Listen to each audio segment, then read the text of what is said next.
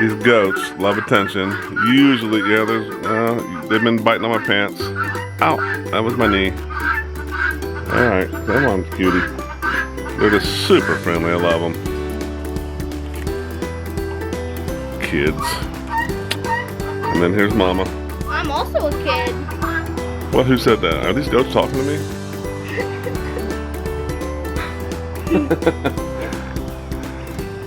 This weekend, we determined that the pigs needed to be moved back into this pen. They're in here somewhere. You can't see them because it's so tall. But that's what we wanted to happen. Oh, there they are. I see them way back there. Do you see them? See the tops of them? Oh, they love it in there. It's so cool. Their other pen was getting a little, downtrodden, and that's the whole purpose of this setup. So we can go back and forth, let the other place grow back up, let their poop, disintegrate a little bit, get worn in, fertilize the place. And where they were was right here. You can see it's a little bit worn out, a little bit dry, and we just moved them over. They got all kind of new fresh grass over there. So we've let the guineas and chickens out a couple times from their coop to have free range. With the chickens, I never really experienced this. They've usually stuck around. You knew where they were. You could find them real easy. But the guineas, man, they will go way off in the woods and you'll never see them. I mean, we had no idea where they were, except what's funny is they are very vocal. So you can hear them like a mile away out in the woods. And you're like, well, okay, I guess they're okay. And, but what's weird is the chickens follow them and go with them. Normally, they are not far-ranging animals. But for some reason, they go where the guineas go, this group that I have now. But this evening, they came back. They all came back. 5 guineas and 6 chickens. So I'm impressed. I was kind of worried because I did see bald eagle hovering around. That was kind of a pretty sight. And I had no idea where the birds were, so they came home safely. A boy fell off a 20-foot tall ladder onto solid concrete, and yet he was not hurt.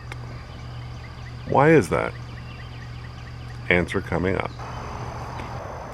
I love it when my daughter comes out and helps with the chores. She's a big help, and she does an excellent job. She has her own vlog, by the way, called RSF, Diary of a Country Girl. She talks about her life here on the farm and what she does on it, and she talks about her own personal stuff. So it's kind of an interesting take. She is feeding the pigs. Here comes Clover. Look at her running.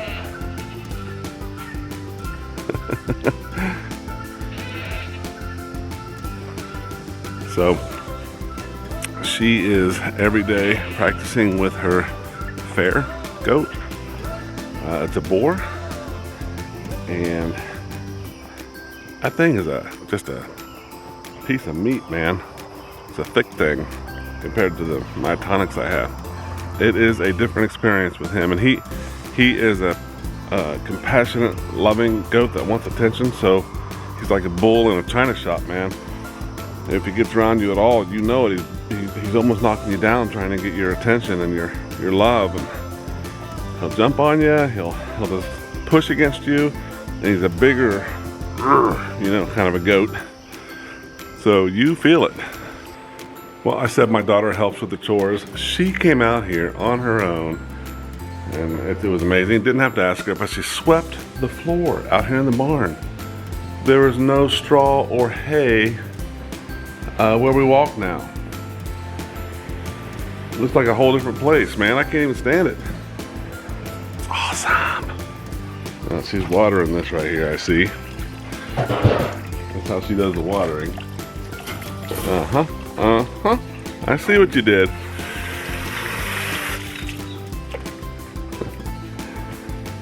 water that, so I want it like that so it doesn't make a loud noise and scare them to death. So mama eats her own food. The babies go on the creep feeder, eat their food.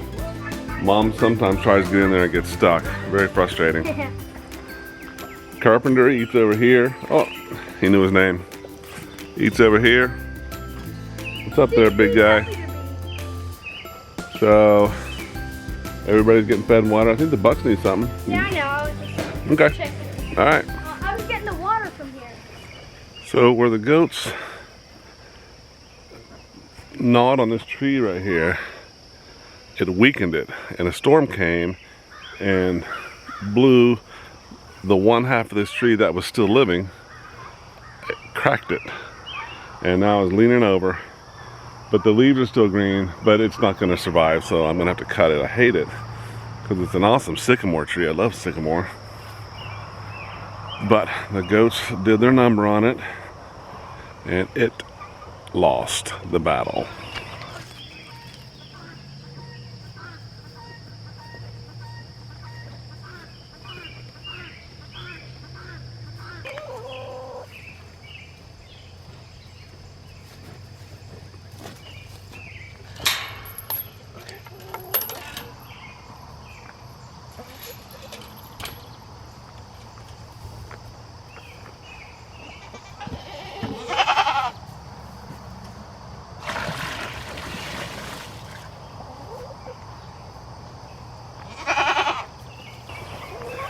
Here's the guineas. They all came home. They dig a hole in the sand there to give themselves dust baths.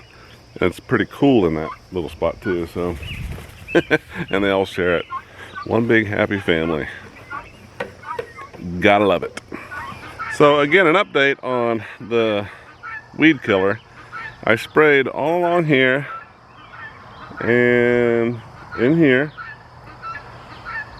And it is working slowly but surely on the big stuff. The grass was almost an instant kill. So I mean, it is effective, it is working, but here you can see along this fence row, I mean, it just burn it right up right now. It was super easy with the tractor setup that I had, and 15 gallons. Man, I got the whole place sprayed, and it just made a world of difference. So if you're ever thinking about getting stuff to help you, research it, and if you like it, get it. I don't know if you remember a couple months back, I made a video of trying to make a wallow for the pigs in this area, in this pen. It's kind of hard. There's not a natural low-lying area, but I noticed that the pigs were trying to get underneath this tree and get in the shade last time, so I cut down some of the low-lying branches, and it is nice and cool and damp under there. And I noticed today was our first full day back, and they stayed under there a lot. So I think it's going to work out perfectly. When it rains, it will get damp, and should provide them the coolness and relief that they need. But this is awesome. It grew in super fast, which is what I was hoping for, and it's giving them a lot of extra growth for their food. I love it when things work out. Danky! Haven't seen him in a while, have you? There's Rocka. What you doing, Rocka? That mean girl over there. Yeah. So that crazy orange fungus stuff, I mean, it wreaks havoc around here. I mean, this apple tree has tons of apples on it, but almost all of them are misshapen. I'll pull one off here, let you see it. It's just misshapen. It's gonna rot, and a lot of them are on the ground already. We pick them up and give them to the pigs. Throw one over there. But whole branches are dying this time around. I don't understand it. Look at this. Look at this in the apples. Dying. I don't understand it. I hate it. We finally got these apple trees to produce. Look at this. Some of them might turn out good. Oh man, yeah. But again, whole branches just gone. And it isn't just this one. These apples are all misshapen, and there's some dead limbs up in there. It's just super frustrating. Look at this thing. It's just yucky. I don't know what's... Dagnabbit. But, again, it doesn't all go to waste. The pigs do eat them. And, you know, that's a good thing.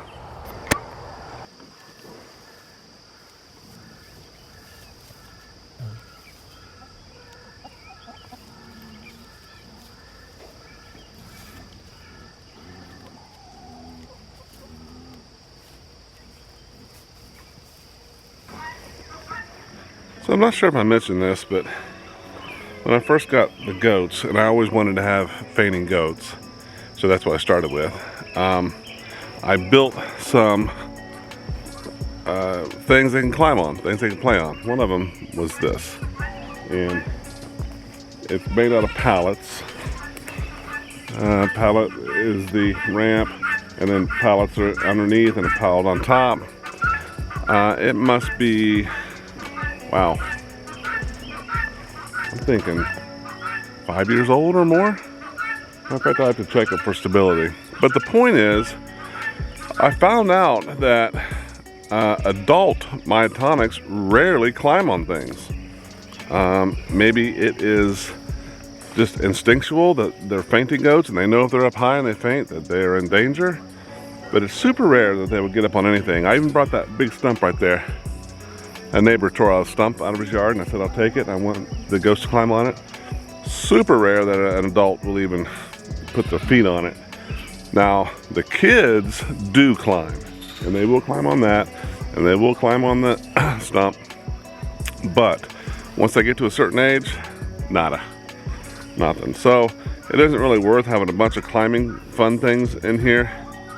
I have little things that the kids can play on and jump on, like cinder blocks, and even this little ramp here. They love this little ramp, and that's all they need, because the big things, they just go to waste once they get big enough.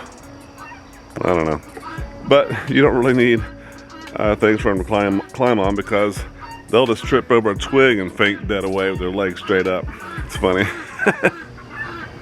Some of the flora around here, natural flora, is awesome.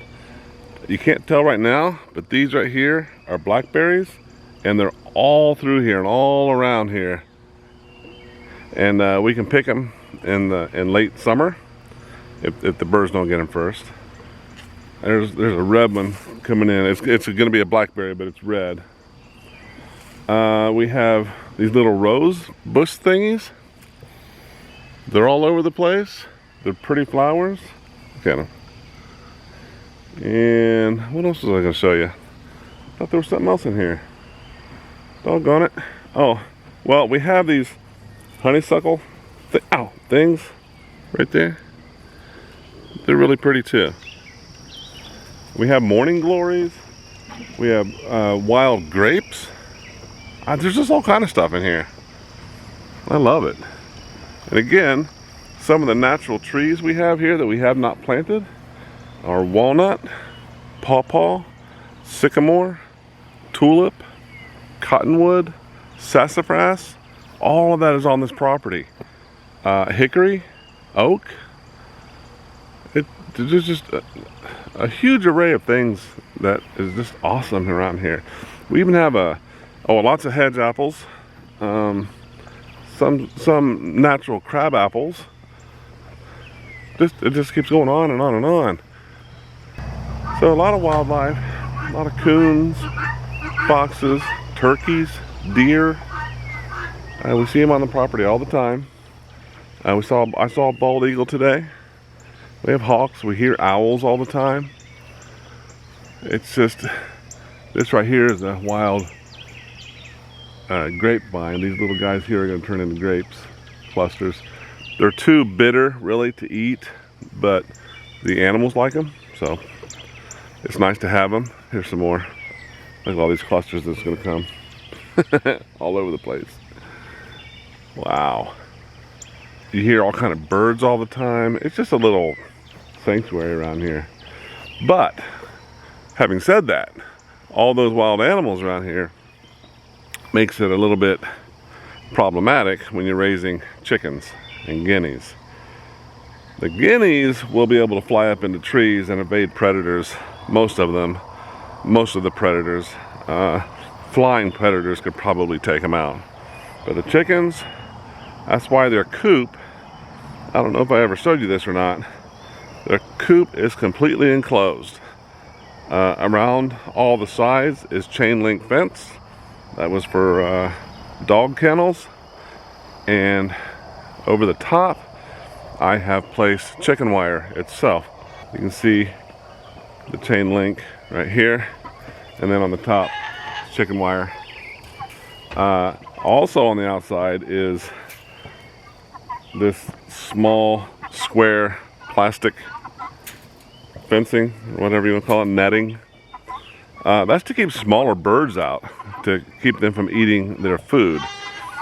The smaller birds have found a way in, but not as much as they would have. It's just an occasional bird in there, and I can live with that. Along the bottom, railroad ties to try to deter digging predators. Maybe a fox, weasel, coon, whatever wants to try to dig under. Those railroad ties deter that. So I haven't lost one to a predator while they've been in their coop or run. So I'm pretty pleased with how I designed this. They're safe in there. However, when I let them out to free range, that's a whole different story.